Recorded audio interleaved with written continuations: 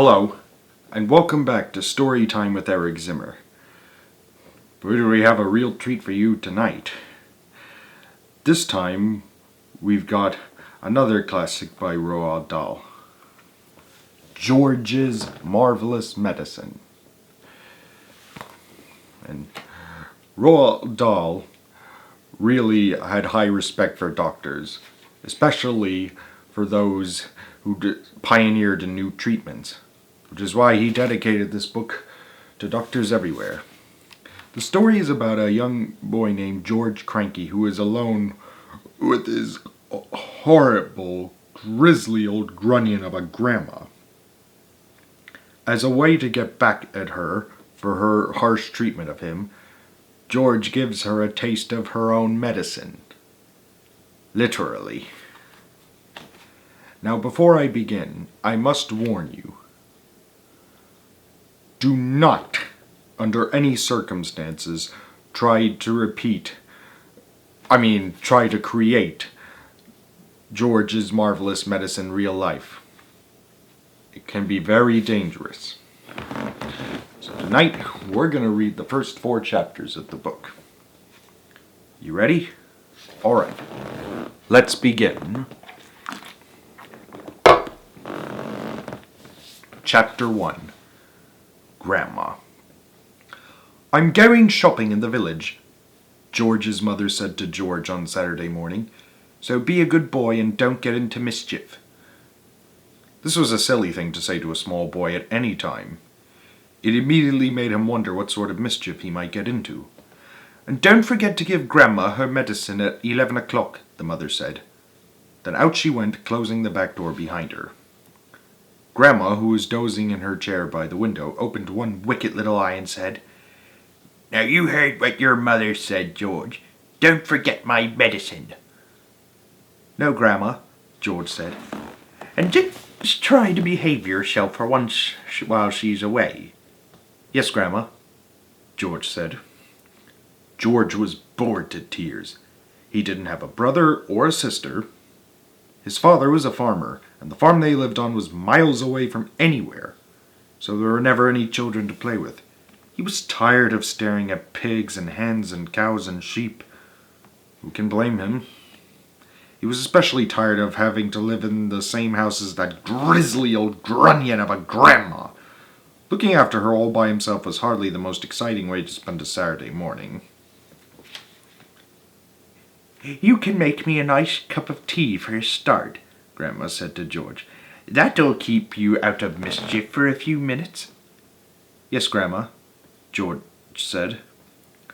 George couldn't help disliking Grandma. She was a selfish, grumpy old woman. She had pale brown teeth and a small, puckered-up mouth like a dog's bottom. Ugh. "How much sugar in your tea today, Grandma?" George asked her. "1 spoonful," she said, "and no milk." Most grandmothers are lovely, kind, helpful old ladies. But not this one. She spent all day and every day sitting in her chair by the window, and she was always complaining, grousing, grouching, grumbling, griping about something or other. Never once, not even on her best days, had she smiled at George and said, "Well, how are you doing this morning, George?" Or, "Why don't you and I have a game of snakes and ladders?" Or, "How was school today?" She didn't seem to care about other people, only about herself. She was a miserable old grouch. George went into the kitchen and made Grandma a cup of tea with a tea bag. He put 1 spoonful of sugar into it and no milk. He stirred the sugar well and carried the cup into the living room. Grandma sipped the tea. "It's not sweet enough," she said. "Put more sugar in." George took the cup back to the kitchen and added another spoonful of sugar. He stirred it again and carried it carefully into Grandma. "Where's the saucer?" she said. "I won't have a cup without a saucer." Bossy. George fetched her a saucer. "And what about a teaspoon, if you please?" "I stirred it for you, Grandma. I stirred it well." "I'll stir my own tea, thank you very much," she said. "Fetch me a teaspoon." George fetched her a teaspoon. When George's mother or father was home, Grandma never ordered George about like this. It was only when she had him on her own that she began treating him badly. "You know what's the matter with you?" the old woman said, staring at George over the rim of the teacup with those bright, wicked little eyes. "You're growing too fast. Boys who grow too fast become stupid and lazy." "What?" "But I can't help it if I'm growing fast, Grandma," George said. "Of course you can," she snapped. "Growing's a nasty, childish habit." "But we have to grow, Grandma. If we didn't grow, we'd never be grown-ups." "Rubbish, boy, rubbish," she said.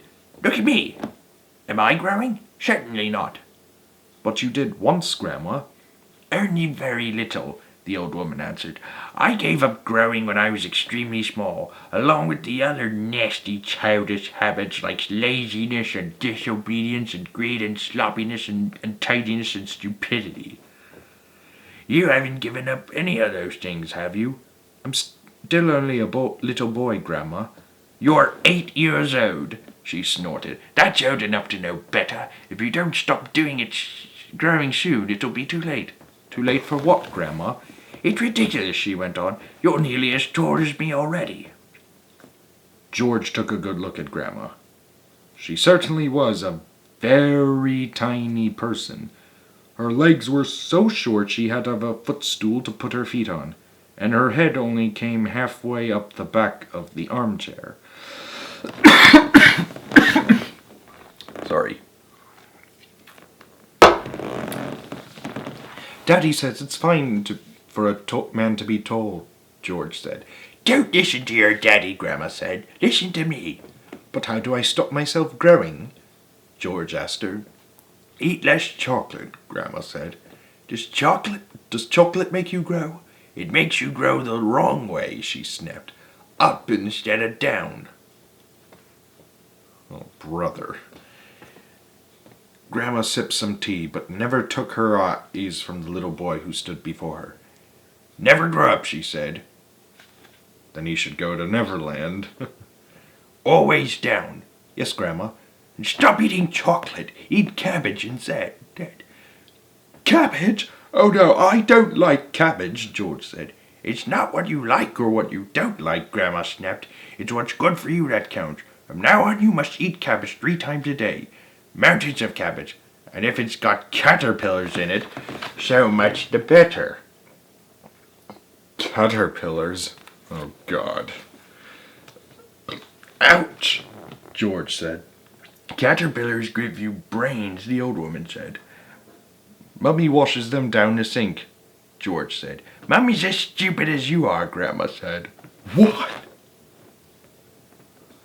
"Cabbage doesn't taste of anything without a few boiled caterpillars in it. Slugs, too."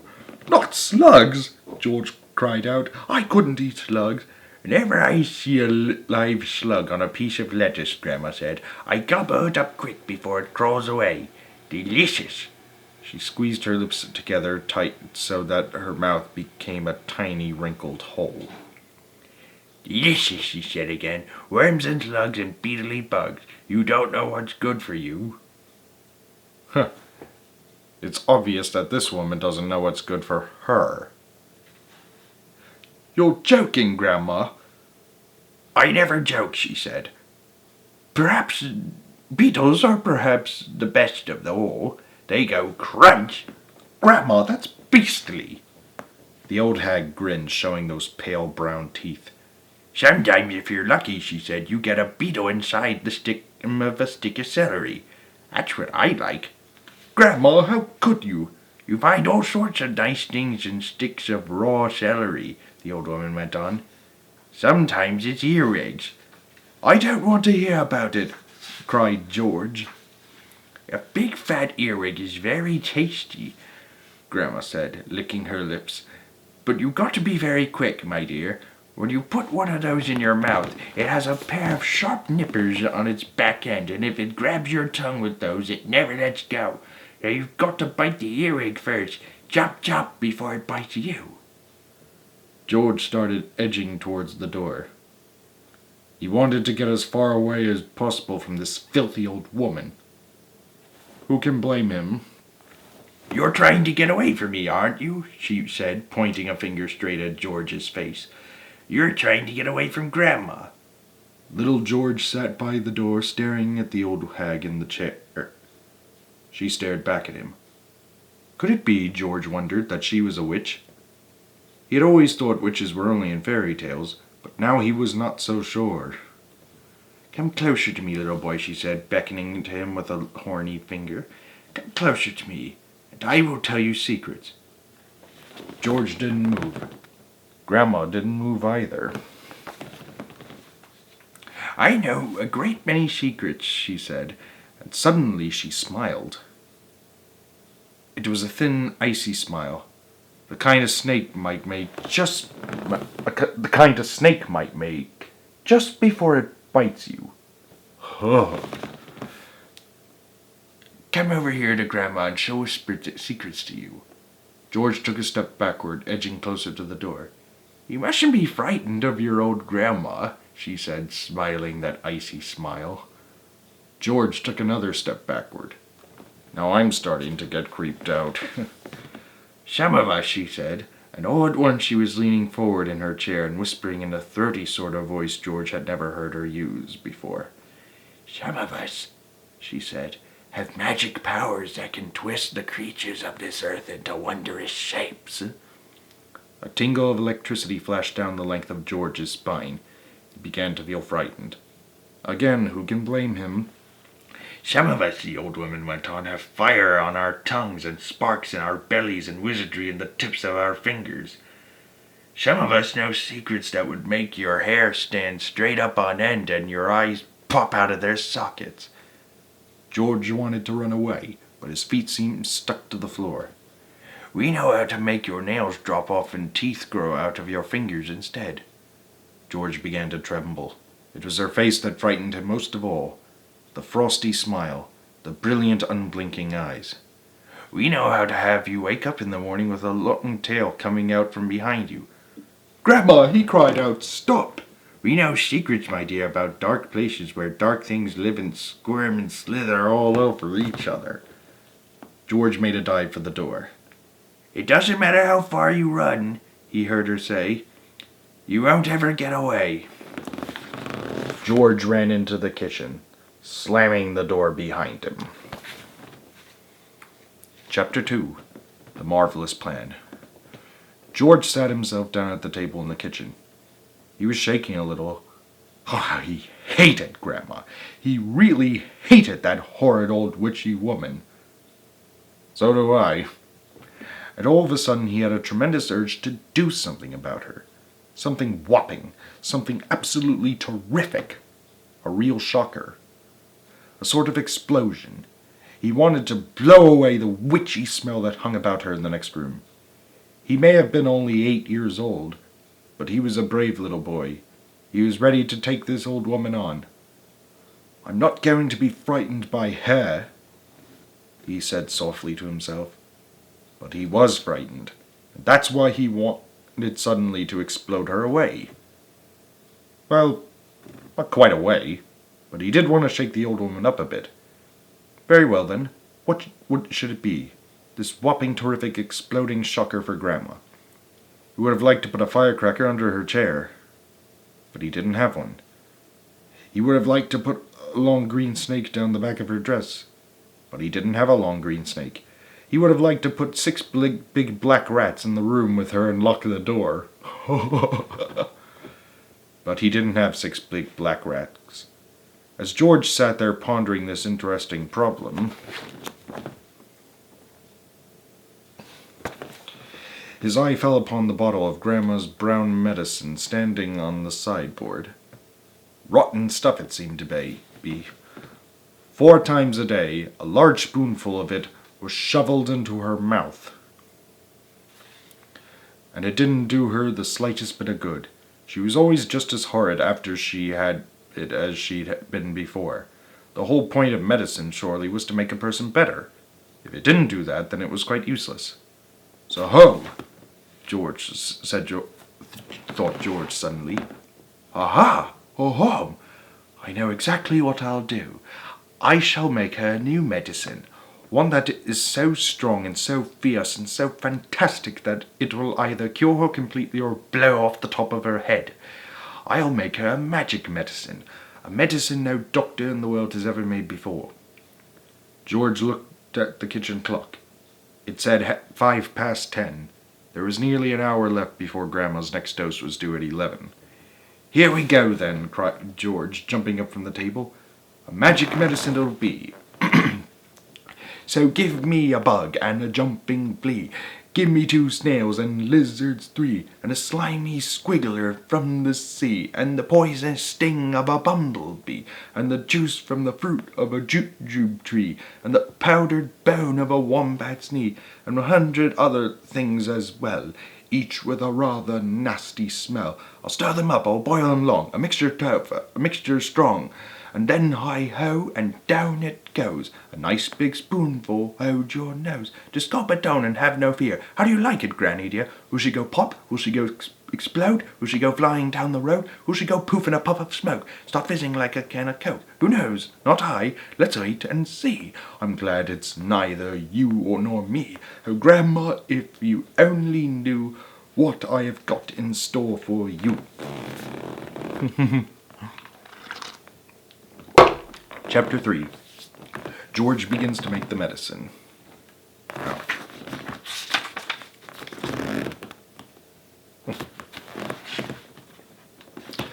George took an enormous stewing pot out of the cupboard and placed it on the kitchen table. "George!" came the shrill voice from the next room. "What are you doing?" "Nothing, Grandma," he called out. "You needn't think I can't hear you just because you closed the door. You're rattling the pots and pans." "I'm just tidying the kitchen, Grandma." Then there was silence. George had absolutely no doubts whatsoever about how he was going to make this his famous medicine. He wasn't going to fool about wondering whether to put in a little bit of this or a little bit of that. Quite simply, he was going to put in everything he could find.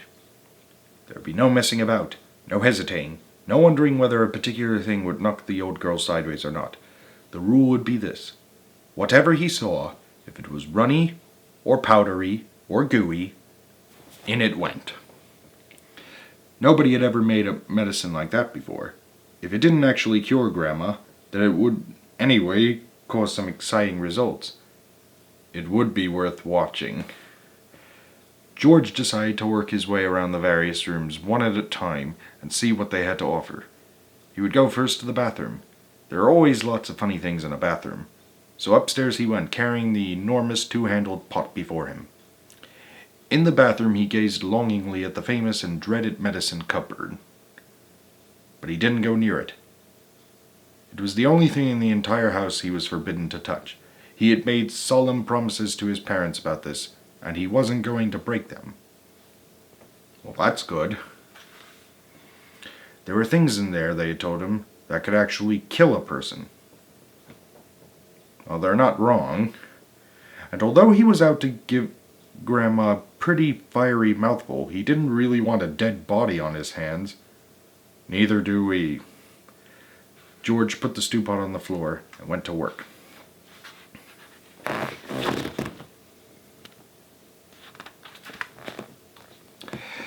Number 1 was a bottle labeled Golden Gloss Hair Shampoo. He emptied it into the pot. "That ought to wash her tummy nice and clean," he said. He took a full tube of toothpaste and squeezed out the whole lot of it in one long worm. "Maybe that will brighten up those horrid brown teeth of hers," he said. There was an aerosol can of superfoam shaving soap belonging to his father. George loved playing with aerosols. He pressed the button and kept his finger on until there was nothing left. A wonderful mountain of white foam built up in the giant pot. With his fingers he scooped out the contents of a jar of vitamin-enriched face cream. In went a small bottle of scarlet nail polish. "If the toothpaste doesn't clean her teeth," George said, "then this will paint them as red as roses." Red teeth. He found another jar of creamy stuff labeled hair remover. "Smear it on your legs," it said, and allowed to remain for 5 minutes. George tipped it all into the pot. There was a bottle with yellow stuff inside it called Dishworth's famous dandruff cure. In it went. There was something called Brilliant for cleaning false teeth. It was a white powder. In that went too.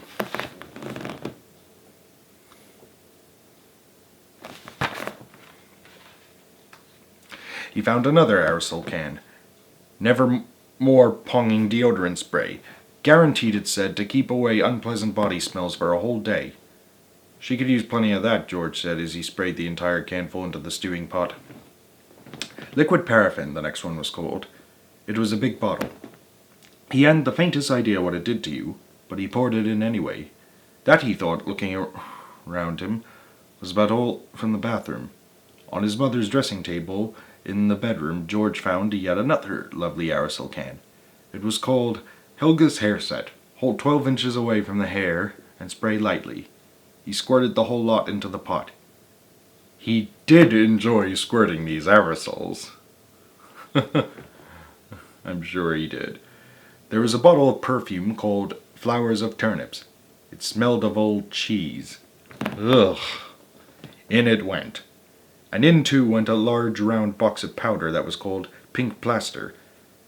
There was a powder puff on top, and he threw that in as well for luck. He found a couple of lipsticks. He pulled the greasy red things out of their little cases and added them to the mixture. The bedroom had nothing more to offer, so George carried the enormous pot downstairs again and trotted into the laundry room where the shelves were full of all kinds of household items. The first one he took down was a large box of super white for automatic washing machines. Dirt, it said, will disappear like magic. George didn't know whether Grandma was automatic or not, but she was certainly a dirty old woman, so she'd better have it all, he said, dipping it in the whole boxful. Then there was a big can of Waxwell floor polish. It removes filth and foul messes from your floor and leaves everything shiny bright, it said. George scooped the orange-colored waxy stuff out of the can and plunked it into the pot. There was a round cardboard carton labeled flea powder for dogs. Keep well away from the dog's food, it said, because this powder, if eaten, will make the dog explode. Oh my God! Good, said George, pouring it all into the stewing pot. He found a box of canary seed on the shelf. Perhaps it'll make the old bird sing, he said, and in it went. Next, George explored the box with shoe-cleaning materials, brushes and cans and polishing cloths. Well now, he thought, Grandma's medicine is brown, so my medicine must also be brown or she'll smell a rat. The way to color it, he decided, would be with brown shoe polish. The large can he chose was labeled dark tan. Splendid! He scooped it all out with an old spoon and plopped it into the pot. He would stir it up later. On his way back to the kitchen, George saw a bottle of gin standing on the sideboard. Grandma was very fond of gin. She was allowed to have a small nip of it every evening. Now you would give her a treat. You would pour in the whole bottle. He did. Back in the kitchen, George put the huge stewing pot on the table and went over to the cupboard that also served as the larder. The shelves were bulging with bottles and jars of every sort, and he chose the following and emptied them one by one into the pot. A tin of curry powder, a tin of mustard powder, a bottle of extra hot chili sauce, a tin of black peppercorns, and a bottle of horseradish sauce. There, he said aloud, that should do it. George! Came the screechy voice from the next room. Who are you talking to in there? What are you up to? Nothing, Grandma, absolutely nothing, he called back. Is it time for my medicine yet? No, Grandma, not for about half an hour. Well, just see you don't forget it. I won't, Grandma, George answered. I promise I won't. To be continued.